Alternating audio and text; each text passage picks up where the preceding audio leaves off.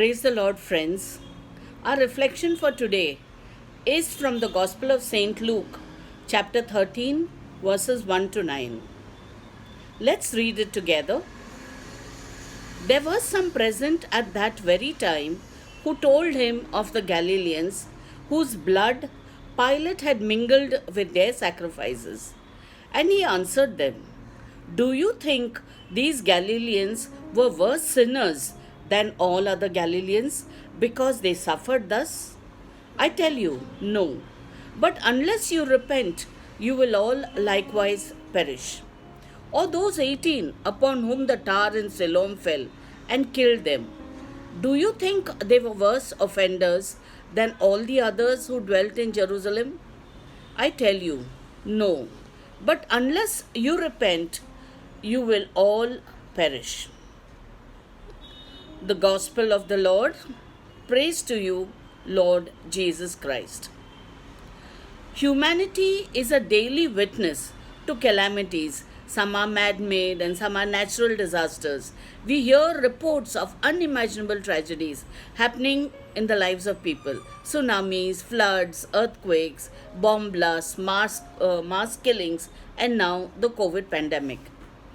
In our personal lives too, we experience such painful moments.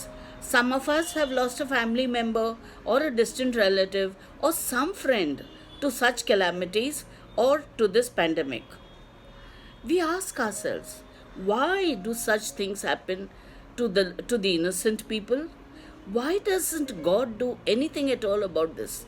Sometimes we become judgmental and say, probably God is punishing all these people for their sins or their misdeeds. Before we go to our main verse for the day, which is verse 5, let us see why God is asking them and us to repent. In today's Gospel, Jesus is presented with a couple of human tragedies and made to react on them. The first tragedy is about the Galileans who suffered at the hands of Pilate, verses 1 to 3.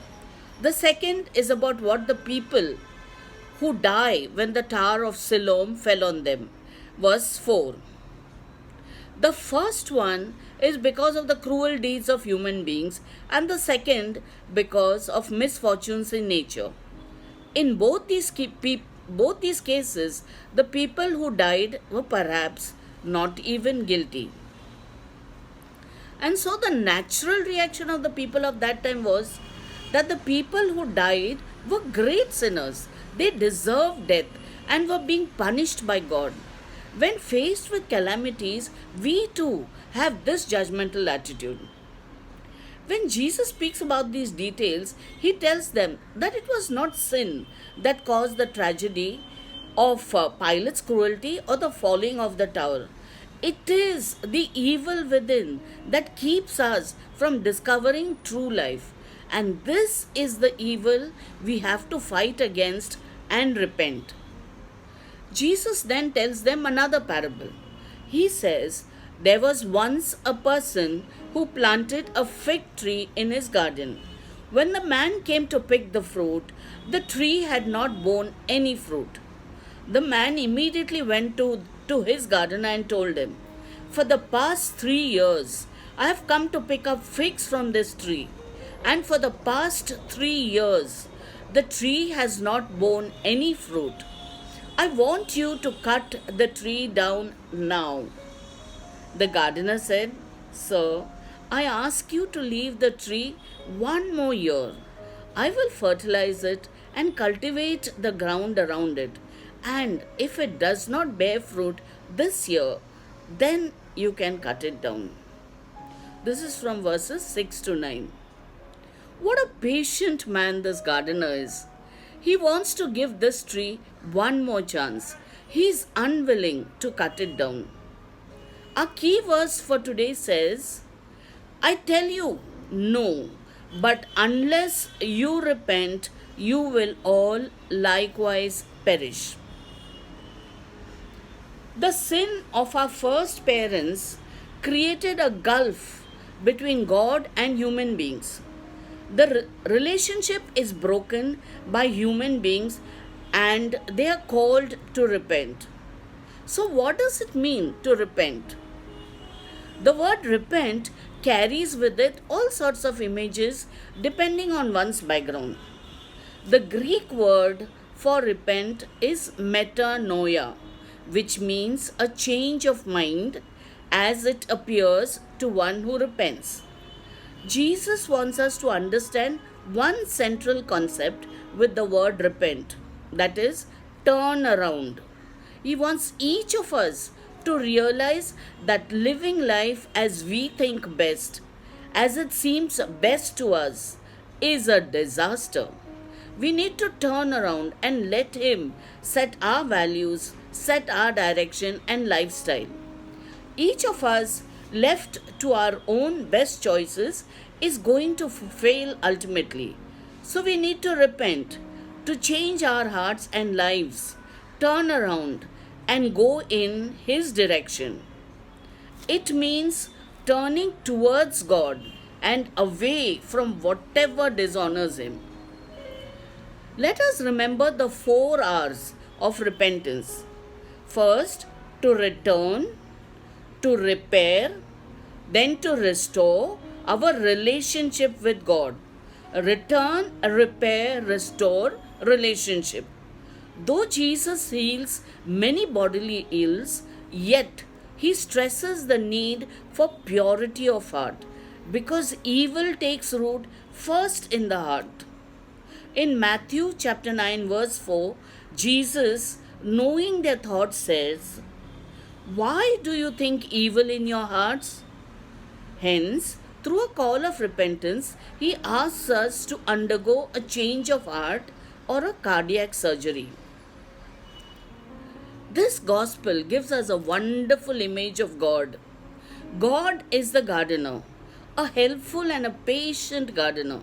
He will not toss us aside immediately if we are not bearing fruit.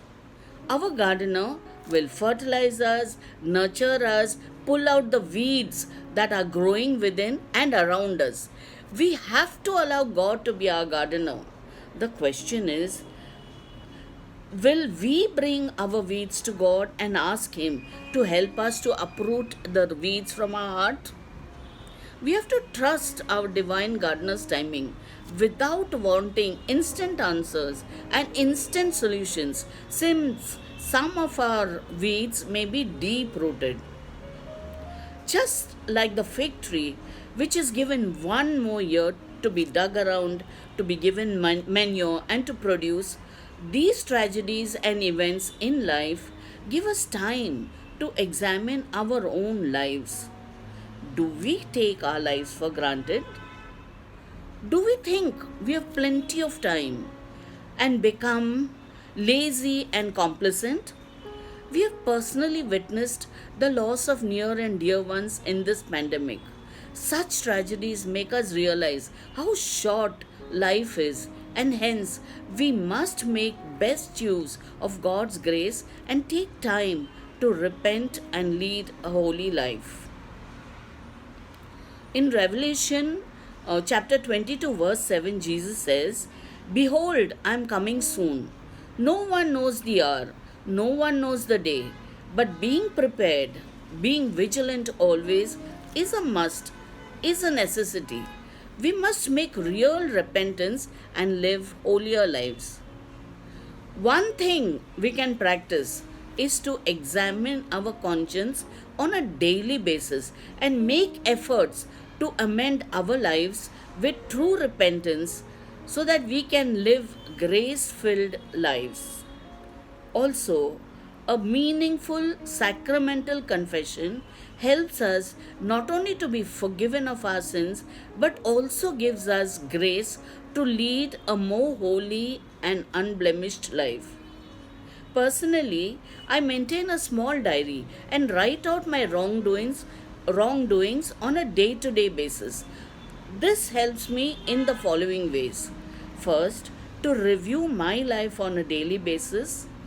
Second, it becomes easy when I go for confession.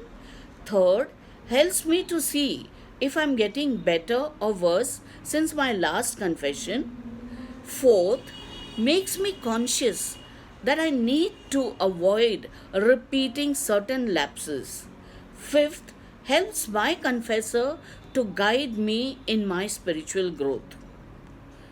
Today, I invite you to ask yourself, what is the weed I want uprooted from my heart and life? Take your desire to God, place it in His hands. God is trustworthy. God will not fail you. In the meantime, trust and be patient. Let's run in repentance to our Lord who seeks us and be His forever. Let's pray together.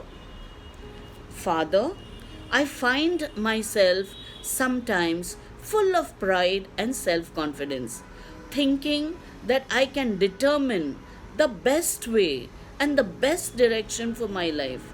Yet, dear Father, I recognize that unless I turn around and follow Jesus, my life is ultimately headed for destruction.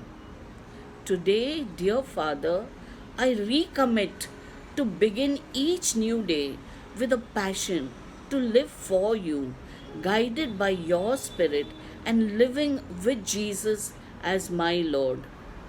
Bless me as I seek to live for you. In Jesus' name, Amen.